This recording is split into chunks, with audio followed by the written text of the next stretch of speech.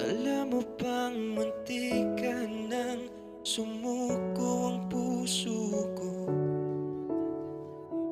sa paulit-ulit na pagkakataon na nasaktan na bigo.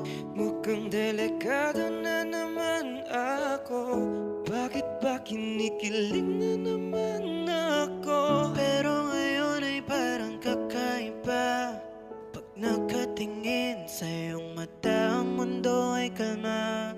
Ngayong nandyan ka na, di magmamadali. Ikaw lang ang katabi hanggang sa ang buhok ay pumuti. Di na makahanap ng kung anong sagot sa mga tanong, dahil ikaw ang katiyakan ko.